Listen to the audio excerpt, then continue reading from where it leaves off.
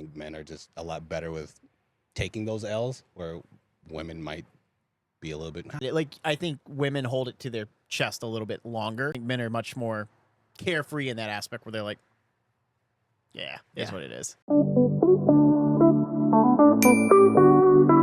All right, everybody. Thanks for coming back for the next episode of Millennial Shit. We have my least favorite interviewee alive. His name's Jordan Eatherton. He runs Apex Realty Group. He's a top producing realtor in the state of Minnesota. So we're going to chit-chat with him today, learn a little bit about him, hear his story a little bit, ask him some really hard-hitting questions.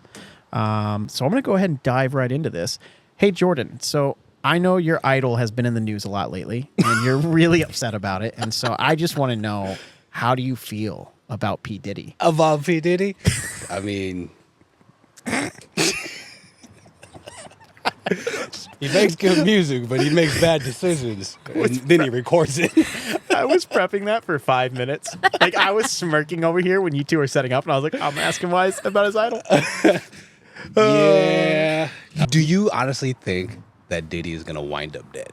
Yeah, 100%. You think so? 150. The conspiracy. I feel like theory that's too obvious now, though, right? That's, nah, bro, he dead. It's too obvious if he winds up dead. Epstein hung himself, okay, with no bed sheets. With no bed sheets. Cameras mysteriously went down at that time, too. But yeah, that dude's definitely doing prison time, and he's definitely dying. In prison. See, I can make fun of him. He ain't gonna stab me. I'm fine. We all right. We're small. He won't even know we talk. Diddy's not gonna wind up dead. You two are. No shit. I don't know, man. All right, let's get serious. All right, Jordan, tell us about yourself. Yeah, I'm Jordan Eatherton from Apex Realty. Been in the real estate industry now for 5-6 years. Started out doing fix and flips and rehabs. And now I have a team of 5 girls. Bunch of girls on the team. Yeah, if you want to join my team and you're a dude, that's fine as well. We were too. just talking about how you need another guy on your team. No, I just need a guy, just period. Yeah. Like, it's too many women. I love my team. Yeah. They're doing phenomenal. But dang it, I need a dude on my team. I'm not gonna lie, guys. I just tasted this coconut water, and I am not a fan. You are drinking this. No, I'm on a diet. I don't give a shit what you're on. Now I have to drink it. Just chug it. Daddy. Oh, baby. Speaking of your all-female team here, why don't you have any dudes on your team? Actually, better yet, what are the characteristics that you keep finding that you keep hiring females? Like, which is leading me to believe that all the dudes that you're interviewing suck. Or I'm sucking at interviewing dudes, you know? Honestly, I think it's just the people that I've been able to get in front of. In this industry, I mean, you know this, Lola, you get 5 million people trying to recruit you for absolutely everything. If it's going to be a lead source or coming over to a different brokerage or using a different lender, you get bombarded with all these phone calls. And I think, I don't know, something sexist, but women are just a little bit more receptive to those type of phone calls, I would think. You think so? Maybe. Yeah. I don't know. I know when I get phone calls, I get pissed off. And Yeah. I'm like, this guy, I don't even want to talk to him. I think he's right. Like, when I talk to a new male agent, they usually will end that call in like 15 seconds. Yeah. But a new male agent, if I knock a loan out of the park, they'll be like, yo, bro, that was solid. Thanks. Yeah. Like, I get thank yous all the time. But like female agents, way more receptive when I talk to them on the phone the first time. They're like, and I'm like, hey, I'm looking forward to working with you. Like, so am I. And I'm like, oh, thanks. Even if they're lying, it makes it feel better. He has daddy issues. He just doesn't want to hire a guy. That's all it is. Screw these men. I mean, it makes sense too, though, too, because even with clients, I feel like the people that take the first step are always the women. It doesn't matter. It doesn't matter, like, if it's a male agent or a female agent. I had once a guy reach out to me. I'm not ready, but my wife, like, really wants to buy, so I thought I would call you. And I'm like, well, you know what? Good on you for taking that step, because very few men do. Legit. Yeah. It is 100% the fact. Women rule this industry. Yeah. You know, being a male in the real estate game, definitely behind the ball. Being an African American male, way behind the ball. So I'm so grateful for the position that I'm in right now. And then being able to have all these women on the team. I mean, dude, they're crushing it. Yeah. Absolutely crushing it. They're in a way better position than I ever was when I first started. Yeah. Way, way better. Speaking of the difference between women and men, then, what do you guys think what are the strengths that men have in entrepreneurship, and what do you think the strengths that women have are? That's a really good question. I don't know. I think men are just a little bit more untrustworthy, I think. It seems like it. As a whole, That's not a strength. yeah, how's it a strength for me, dude? What? no. So, We'll be back in a moment with a word from our roll it back. sponsors. Women are a lot more trustworthy. Yeah. I'll say that. It seems Okay, like, that makes. right? Okay, I see your point now. Yeah, I was going for the negative and then This coming dude back to rode the that positive. You just rode that seesaw. You're like, Yeah. like, hey, man, they just not trustworthy. Don't have a male real estate agent. Like that's what Jordan. That's other than me. Because I'm in touch with my feminine side. I am. See, look at my little bracelets. Do you think it's maybe because they're more, I don't know, empathetic? I do think women are way better at being empathetic than men. Yes. Based on our conversations alone, Yeah. we are not as empathetic. Not at all. And it's funny because I have this conversation with my team quite a bit because, again, they're all women. And I tell them all the time, I'm like, hey, look, I'm not the emotional support person for you to fall back on. Talk to someone else. Like, talk to the team, confide in them. I'll tell you, hey, you know what, suck it up. You're good. You know, just move on to the next person you get hung up on or someone yells at you. I'm like, Yeah. Like, I could just let that, that go. But And I think that might be a strength for the men, right? That would probably Men be. tend not to overthink, so they just kind of keep going. Whereas, like, I think women, it takes a lot of training to be able to let go of your emotions sometimes. Yeah. Because I know for me, over time, like when I first started, when a deal fell apart, I was like in shambles. Oh my God, like my next check, what am I gonna do? And now I'm just like, you know what? There's nothing you can do. Let it go. yeah, you have to get hardened in this industry. Yeah. For sure. You got to let a couple things fall through or fall on your face a few times for that to really happen and for you to learn from it. And I think men are just a lot better with taking those L's where women might be a little bit, I sound so like sexist. No, saying I think that, that's- we get what no, you're I think saying. what you're saying though, is like, right. you know? Yeah, like I get it. Like I think women hold it to their chest a little bit longer. Absolutely. Like truthfully, I do. I think men are much more carefree in that aspect where they're like, yeah, it's Yeah. what it is. So, Jordan, how long were you? Because you said you came from flipping and investing and stuff like that. So, how long were you doing that? How did you get into that? And then, how did that transition into real estate? For sure. Yeah, so I started doing the fix and flips when I worked at my previous job. And we sold our first house. We lived way, way, way far. So I fixed up my basement over there and we ended up selling the house for about maybe like $50,000 to $70,000 more than what we bought it for. We were only there for less than 2 years. I'm like, dang, man, this is really, really cool. This is something that we can do on repeat, like do this over and over again. Did you already have that kind of experience doing it, or was it kind of like your first Straight DIY? up. YouTube, university. I sought a couple of different mentors that are in the industry already doing that type of stuff. And I really wish I knew what I knew now, but there is so many people that are taking advantage of people that are trying to learn, right? All these courses that cost $20,000, $30,000. At that time, we sold the house for $50,000. So we had a little bit of extra, cash that we could reinvest into ourselves, and we did. So we invested into our education. I won't say the company that we bought, complete scam, 1,000%. But through that, I met some really, really good people through it. But it did teach us the basics of like doing like fix and flips and renovations, wholesales, and all that fun jazz. And we had a couple of properties that we did in Minneapolis, St. Paul. No, not St. Paul. All in Minneapolis. And then one in Richfield, we did a couple of wholesales as well too. And at the time, we were using whatever agents that we possibly could. And one agent that yeah, we're not exactly going to who say, you're talking we're not about. gonna say the name. Completely lied to us, right? We found out that during one of the inspections, we were just going into the house, and I was totally oblivious to real estate at this time. I was working at a pharmaceutical company, and so I just trusted what anyone said. And we got into this property, and we found out that there was foundation damage. Like, immediately. I didn't know. That person should have known. It was the signs were pretty dang obvious, right? And so we get in there, and he tells me we have a 7-day contingency period where we can get an inspection. We get the inspection on the first day. First day, there's foundation damage. oh, we can't back out of the contract. I'm like, what? I mean, I thought we could. You know, is all in here? No, we can't. Like, okay. So I guess we're doing this. And we just got thrown into it. So one of our first renovations, not our absolute first, but one of our first, we got thrown into the wolves. Our first renovation actually was, we got scammed over by a general contractor as well too. All this happening kind of leads me to why I got into real estate, to be honest. It was because I got taken advantage of by so many people, both realtors, general contractors, just contractors in general, that we got into a position where the city shut us down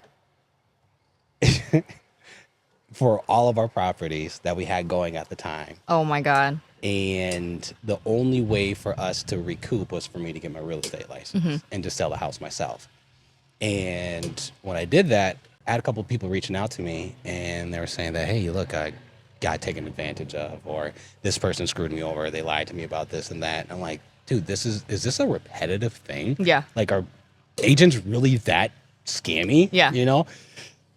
People are just stepping over pennies or stepping over dollars to grab pennies type deal. And I just went full board. I'm like, all right, well, if other people are getting taken advantage of, I feel like it's my duty to step in. And So it's kind of just a happy accident that you. It was 100% a happy accident. Yeah. And with that, I mean, it just kind of has taken off from there. Yeah. But I try to do as best as I possibly can by people, do right by people, and keep it 100% transparent. So since you've gotten a real estate license, have you worked on any projects since? I've been involved with like helping, but I haven't taken on any direct ones myself. We're going to get back into it. We got into some, after all those renovation properties and all that, we were in deep, right? With taxes, with people that we owed money back as well too. And we paid everyone back, but it destroyed our credit. And so through that whole time, we actually filed bankruptcy. And we had to know that. Yeah, we filed bankruptcy, both myself, my wife, and just to try to get back on track. Now we're 700 plus credit score. We're getting everything back on track now. But through that, we had to really figure out what we needed to do in order to create the life that we want. And now we're in the position now where we can start doing those type of things. Have you ever thought about eventually stepping out of real estate and back into that full time? Renovation? Yeah. No. It will be something that I do like side by side. Yeah. But it is something that we will do because our renovations were dope. Like one of our properties made it on HGTV. Oh, really? Yeah, it was a dope property.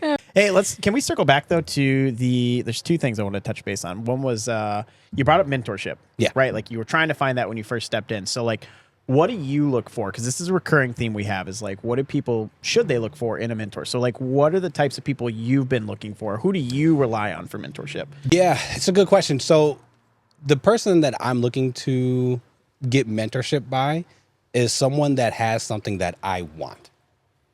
And it's not about fancy cars or a big house or anything like that. If they are living a lifestyle that I want to live, then I want to be, side by side with them. Not because I want handouts. I want to learn. So if this person is like, yeah, we're going on vacation for the next 3 weeks. I'm like, damn, really? How you doing that? Well, I got a real estate portfolio. Or I'm doing this, I'm doing that. I'm like, can you teach me? Like I got I'm working with someone right now that they own a construction company.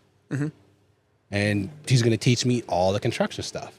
Like maybe that's something that we want to step into. Yeah, maybe start building out like our own neighborhoods or affordable housing and stuff like that. Like that, I want to continue to learn from people that are at a better, higher place than I am, so I can just grab little nuggets from people. Yeah, and so you're not looking necessarily for someone even in your industry. You're No, looking for you don't care. No. You just want to know what's that lifestyle. Okay, what lifestyle do I want? And I see they have some of it. How do I get that? Right. So real estate is always going to be one of the biggest paths to success. everyone knows that, right? You can do stocks, you can do all this trading, stuff like that. When it comes down to it, real estate is one of the biggest avenues to start gaining equity or just gaining wealth. That's whatever. Buy properties, hold them, sell them, flip them, rent them out, whatever. It's a repetitive thing. We know that. 100%. Beyond that, that's what I want to learn beyond that. I could buy a house, buy a rental. I can do this. That it is what it is. But beyond that, what can I build outside of real estate? I like that. Second thing I want to touch on was you brought up bankruptcy. Yeah. Right. So me and you have talked about this numerous times, so Yeah. it's no big deal from right. That's why I'm asking you about it. But with bankruptcy, so what were some of the things that were running through your brain when it happened? Like what was like the big thing that bothered you? What freaked you out about the most? And what are some like misconceptions you think a lot of people have about it? Because I feel like most people hear bankruptcy and they're like, oh dear God, you declared bankruptcy? You must be a failure. Right. Like, I'm not going to listen to you. You declared bankruptcy. Right. Bankruptcy at one point was such a negative word. Yeah. Right? It had that stereotype that this person is horrible with finances. This person is just bad. Right. It does not mean they're not. This is true. Clarify. So when we declared bankruptcy, you have to get on like phone calls. You have to go to court and all that stuff like that. And you get into these like courtrooms with all these other people that are also filing bankruptcy. There's a guy in there who's like, yeah, this is my 15th bankruptcy. I'm like, Oh my God. dang, bro, you didn't learn? No, I really wasn't scared of bankruptcy. I looked at it as a fresh restart. We got ourselves into trouble by trying to create a lifestyle that we wanted. I don't look at that as a failure. Yeah. Right. If I could see if someone was just jacking up their credit, putting everything on credit cards just for the heck of it, and doing all this, malicious stuff. But what we were doing was You're trying to go from this level playing field to that level playing exactly. And we got screwed over by a couple of people, and it affected us more than it affected other people. And so the result of that was just for us to hit the reset button. Hey, do you remember the one guy? What you know who I'm talking about? The contractor dude that we did a deal for? Oh, yes. Yes. The guy who like vanished, and we were like, he's the nicest guy. He was literally, so when you talked to him on the phone, nice. he was the nicest guy alive. Well, then he like vanished. We were like done with his loan, and he was clear to close, but he like didn't respond to us. Yeah. Like wouldn't Offer call us nothing. accepted, everything. We got everything going. He's clear to close. Like we're just sitting around, and he won't pick up. And I'm like, Joe, I called Jordan one day. I'm like, hey, if you talk to this guy, and he said, no. I said, okay, that's weird. Trying. And I tried him, and Jordan tried him, and then we ended up having to call his dad because we thought he was dead because he hadn't talked. So this dad goes, "Oh no, I think he's been sick or something." I'm like, "For 2 weeks?" No, it was more than that. Then he texts us finally, or texts Jordan, I think. Yeah. And he's like hiding off. He's a fugitive on the run. So then Jordan tells me this. I'm like, "What?" He's like, "Yeah, I got some bull crap or whatever it is." So then we Better Business Bureau the guy, right? And I started reading the complaints. I'm like, this cannot be the same guy. That just when you said scammy contractors, he just rung in my head. I can't remember his damn name. Oh, I remember his name. Oh, do you? Oh, yeah. Remind me later because got you. so we don't blast him out on here. Yeah. If you're watching this, You guys are just gonna get shot by everybody on this podcast. I know. Diddy's coming for us. Contractors coming for us. I saw one of the scammy contractors at, what is that? The one sugar factory. I was like, I just wanted to pour my drink on what's it. what's the sugar factory? It's a horrible place to eat. Now the sugar factory people are going to come after us now. The views on this podcast are represented only by Jordan. They are not reflective of how me and Lola feel about the sugar factory. It is trash. But like burgers that are different colors. They looks really cool. It's all like for the gram. Do you remember, you piece of shit? Did I ever tell you, this is my last side story for this asshole. Did he tell you what he did to me when we went to was it the Cove? It's a really fucking bougie, fancy, we're in a dino, the weren't truffle we? fries. This dick for all people in the group here. The Cove is really good. The Cove is very good. I love the food. Highly recommend it. No, so we're there anyways, right? And so I'm sitting here talking to Jordan, and we sit down, and we're starting to order. And they have delicious food at the Cove. I mean, it's so good. It is good. And so we're sitting there, we're getting ready to eat, and I'm going to get like a French dip or a prime rib sandwich, and you're getting something. And he goes, oh, bro, And he's hitting me like this too. And he's like, we should get truffle fries. And I'm like, what are truffle fries? And our waiter is standing next to the table at this point. And like, he easily could have explained this concept, right? Jordan goes, you don't know what truffle fries are, you simple bitch? And the waiter looks and he starts to laugh. And I'm like, God damn, Jordan. So then the waiter takes our order and he goes, okay, and you want truffle fries, you simple... And he stopped as he almost called me a simple bitch. Like, he just about called me a simple bitch. And me and Jordan both looked at him, and he stopped and he goes, so just the truffle fries and the French dip. And he left, and I was like, I would have tipped him so much more if he would have called me a simple bitch. Like, if he'd have done it, like, if he'd have been like, truffle fries, you simple bitch, follow through, and a 100 bill would have came out immediately. I would have tipped him because I would have died laughing. So it was hilarious because he was so close to saying Yeah, he was. I mean, it was like simple came out of his mouth. Yeah. And he was like, ooh, don't say it. Don't say it. I like my job. So do you want simple truffle fries, you simple bitch? Sure, simple bitch. Oh, simple bitch.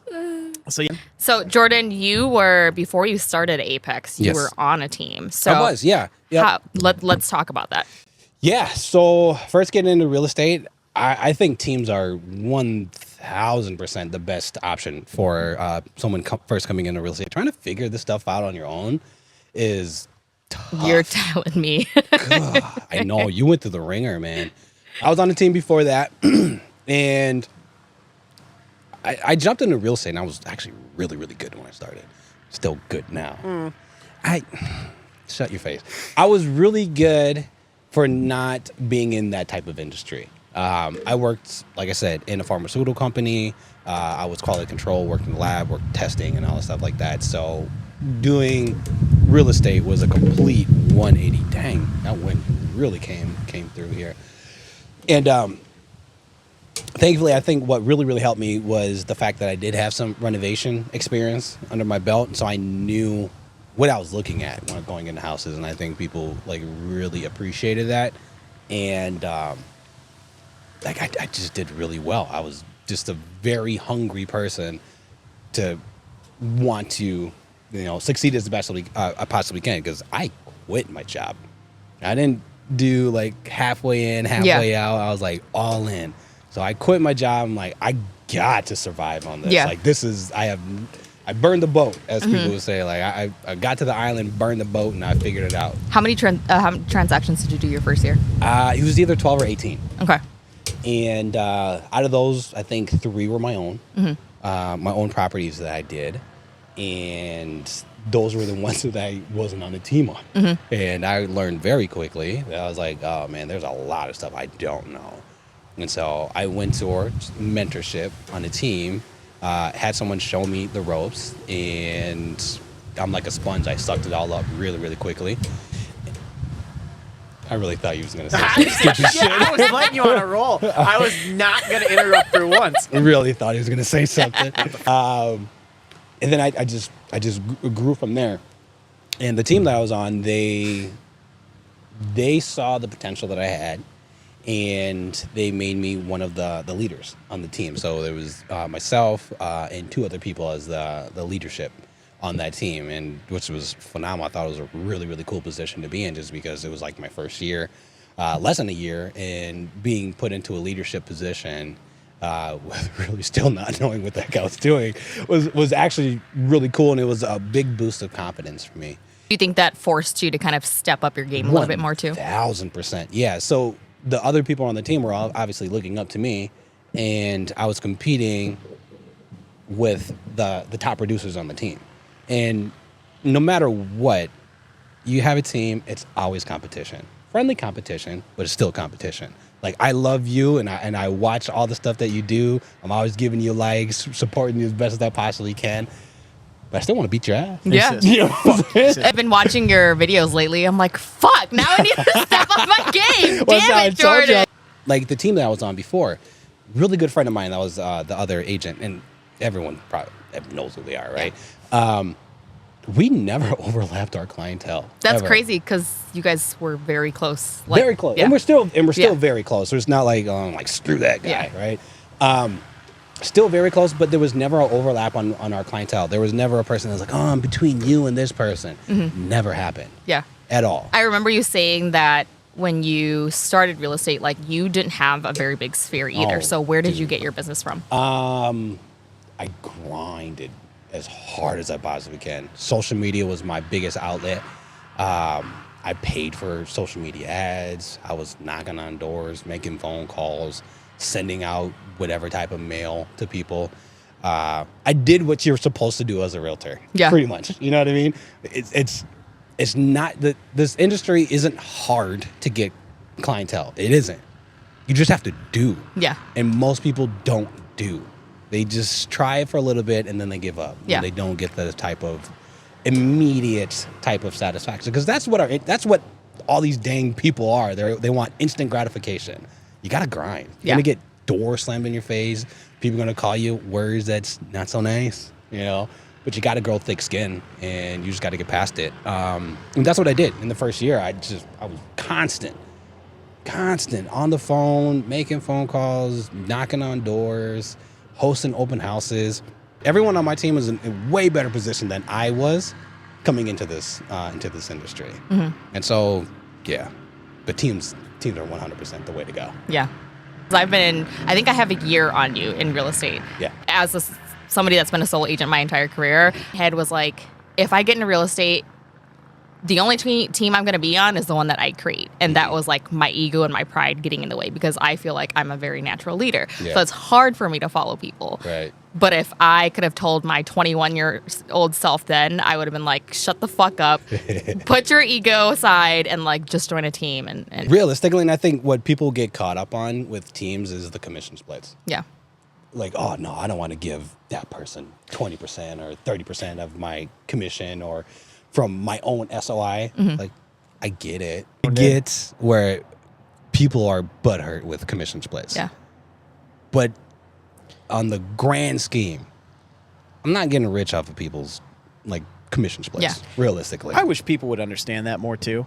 Like, people don't. I think people that are on a team and they don't understand how the team operates or the costs that go into things, it becomes hard. So like for us, like we're so transparent. Like, and everyone knows. I'm like, you will know every dollar we've made this month as a company. Like, we don't hide that from anybody, right?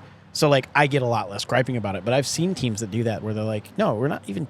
You're providing, like, especially you. Like, if you're providing a lead, if someone's getting 50% of that and they didn't have to do anything but cultivate it, I mean, that's your foot in the door. You have a willing, ready buyer, foot in the door, and all you got to do is close it.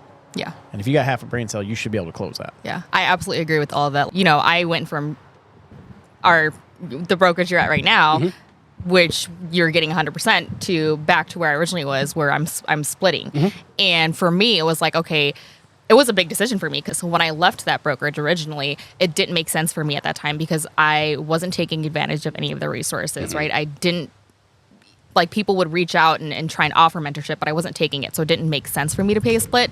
But now it's like this year, since I have been back there, yes, I'm paying a split, but I also did 100% of what I did last year in 6 months once I moved over. Yeah. So it's like, yes, I'm paying for something, but I'm getting value out of it. And I'm able to grow a lot faster than I was previously. Yeah, I agree. I think when people have a little bit more skin in the game, they're actually going to, apply themselves more. Yeah. Like, if I'm paying a split, I want to make sure that I'm getting everything out of it.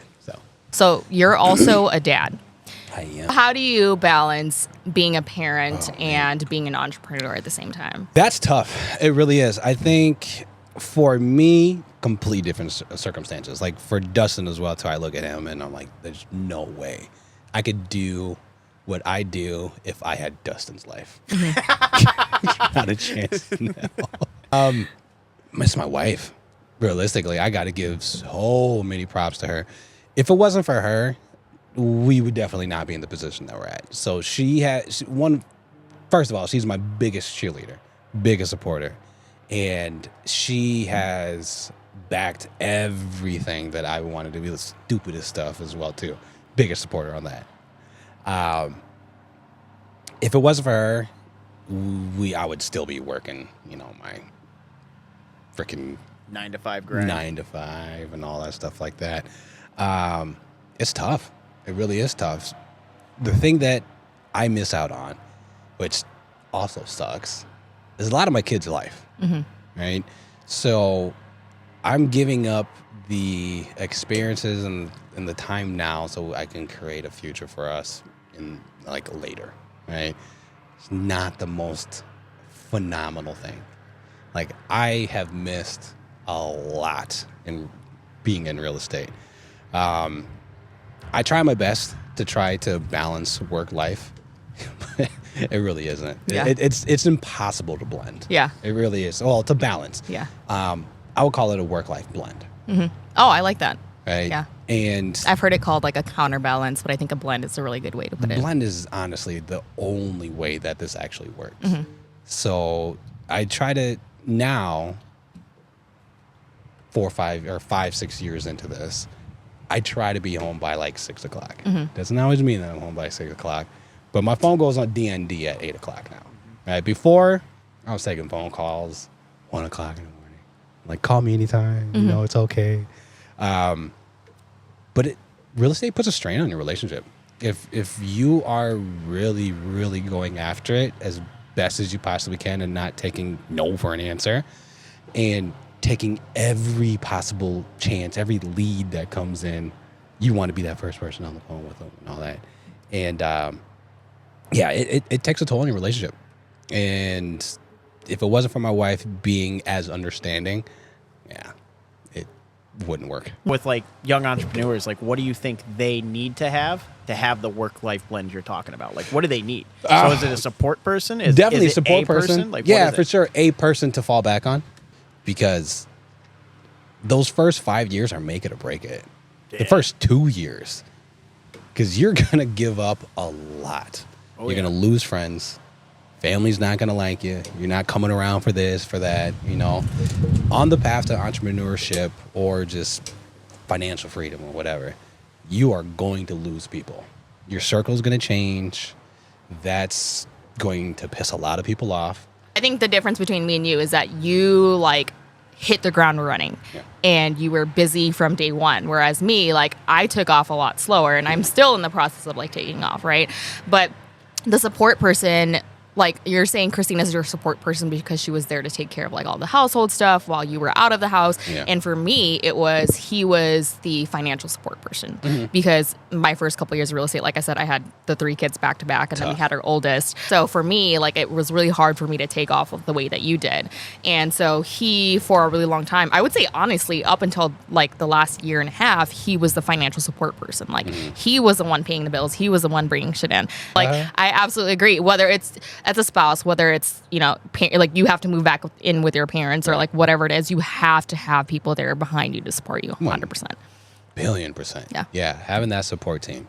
If it, like you said, if it's a spouse, if it's family, someone that you can fall back on. It doesn't always have to be financially or anything like that. It's just someone that you can confide in. All right, Jordan. So to wrap everything up for the day, right? Yes.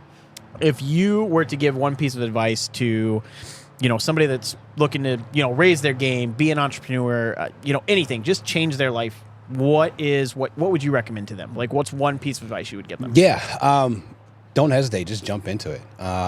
You can do a little bit of research, but actually taking action. And like I always tell people, just burn the boat, like I said earlier.